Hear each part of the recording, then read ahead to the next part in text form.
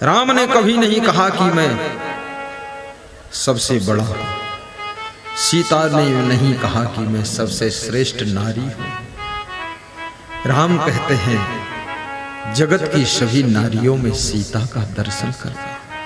केवल मंदिर में सीता की मूर्ति में तुम सीता को देखते हो, और जो जीवित मूर्तियां हैं सीता के समान नारियां, उनमें तुम सीता का दर्शन नहीं करोगे तो तुम्हारी भक्ति पूरी नहीं होगी।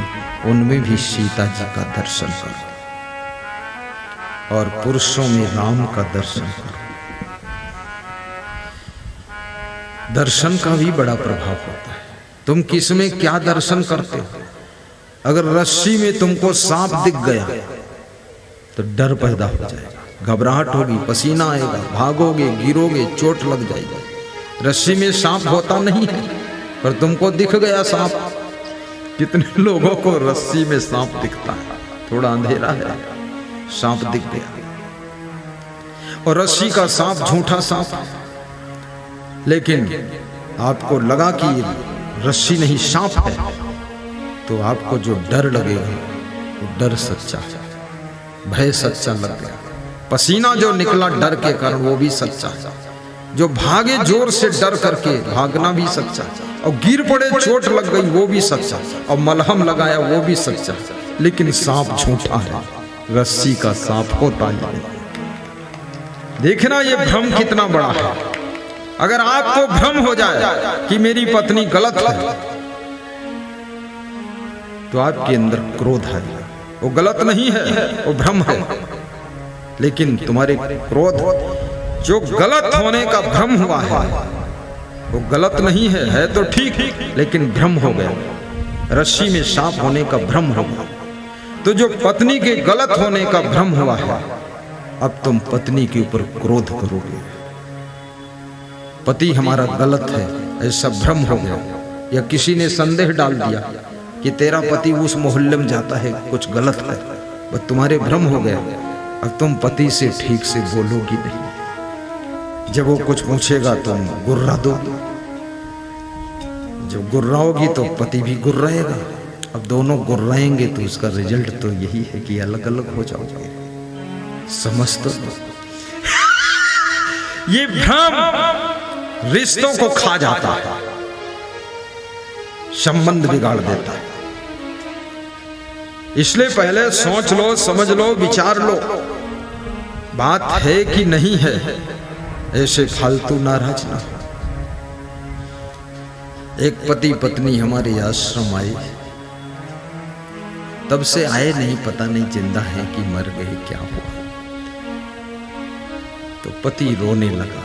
तुमने कहा रोते क्यों हो? बोले हमारी पत्नी हमारे ऊपर संदेह करती है।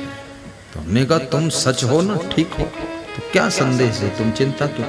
बोले संदेह करती है और फिर गुस्सा भी करती है, तो भोजन ठीक से नहीं बना कर देती, नाराज रहती, बात नहीं करती, मुंह फुलाए रहती। तो हमने कहा तो लंबा मैटर हो गया, तो तुम गलत हो कि नहीं? बोले हम मौत स्वीकार कर सकते, लेकिन हम गलत नहीं, आपके चरणों की कसम। तो उनका बेटा बैठा था, हमने कहा तुम बाहर निकल जाओ। माँ बाप के बीच का कोई मैटर हो तो बच्चों को बाहर कर देना चाहिए, मर्यादा से बात करना चाहिए। याद रखना, हर बात हर किसी के बीच में कहना नहीं चाहिए, करना नहीं चाहिए, क्योंकि मर्यादा को बचाकर रखना चाहिए। तो मैंने दोनों को समझाया। हमने कहा अगर इनको भ्रम है तो आप उस मोहल्ले में जाना बंद कर दो। बोले आज से मैं कभी नहीं जाऊंगा। याद रखना, शराब की दुकान पर यदि हम खड़े हो जाए और तुम लोग निकल पड़ो, तो गाड़ी वहीं सामने खड़ी है और दो साधु उतरे हुए और पानी की बोतल पकड़े हुए और शाम का समय है, तुम्हें भ्रम होगा कि गुरुजी ने चेला को भेजकर दारू मंगाया। भ्रम। अब फिर कितना समझाएं हम, वो भ्रम टूटने वाला है इससे। इसलिए कुछ ऐसी दुकानें हैं जहां खड़े भी नहीं होना चाहिए, कुछ ऐसी गलियां हैं जहां निकलना नहीं चाहिए, कुछ ऐसे लोग हैं जिनसे बात नहीं करना चाहिए, और कुछ ऐसे काम हैं जिनको शुरू नहीं करना चाहिए, अन्यथा तुम्हारे ऊपर डाउट खड़ा हो जाएगा, और जिसके ऊपर डाउट हो गया उसके संबंध सब आउट हो जाते हैं। बोलिए सतगुरुदेव की जय जय। बहुत सुंदर। हाँ, कुछ दमदार लोग जय तो बोला करो।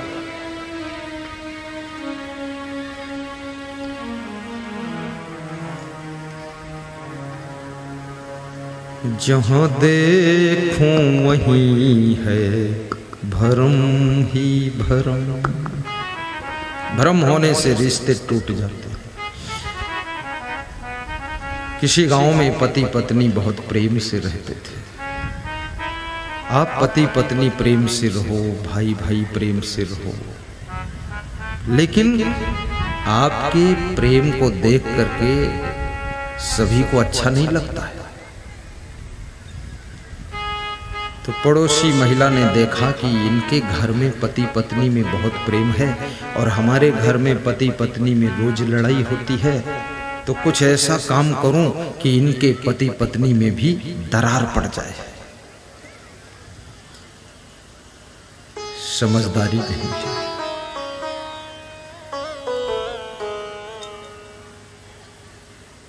तो उस स्त्री ने पहले दोस्ती बनाया। दोस्ती बनाकर एक दिन कहा कि तेरा पति लोनिया है। बोले लोनिया? बोले हाँ। तो कैसे पता चलेगा मेरा पति लोनिया है? बोले उसको चाट कर देखना, उसके शरीर को जब हाथ पांव को चाटोगी तो लोन जैसा लगेगा, थोड़ा नमकीन टेस्ट आएगा। तेरा पति लोनिया है। तो उस स्त्री को भ्रम हो गया कि जिस पति का जूठा इतने दिनों से खाती हूं वो लोनिया निकला। आज रात में उसको चाटूंगी, देखूंगी, चेक करूंगी। लोगों का क्या भरोसा, क्या क्या चाट ले, क्योंकि चट्टू लोग हैं। चाट को चाटता है, मलाई चाटता है, शक्कर हाथ में लग जाए उसको भी चाटता है, और चाटने का मन भी होता है।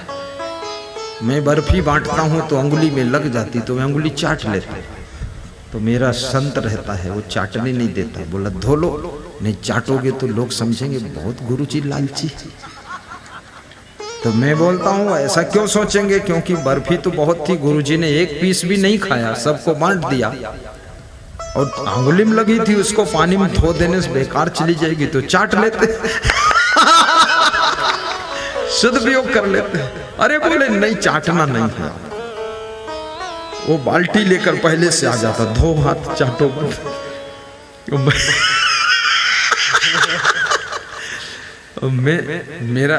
मेरा संस्कार है कि मैं किसी चीज को वेस्टेज जाने नहीं देता, खराब नहीं करता, फेंकता नहीं, नुकसान नहीं करता। बचपन से ही उसका सदुपयोग। अरे अंगुली में अगर जलेबी का रस लग गया तो अंगुली चाट लेने में क्या बुराई है। हम कटोरी में सब्जी खाते हैं तो भी कटोरी चाट लेते हैं। दाल थाली में खाते दाल रोटी तो थाली को चाट लेते हैं। तो हमारे संत समझ गए मेरा गुरु चट्टू है, चाटता है। पर मेरा जो गुरु है वो भी चाट लेता है, वो थाली कटोरी चाट के खाता है।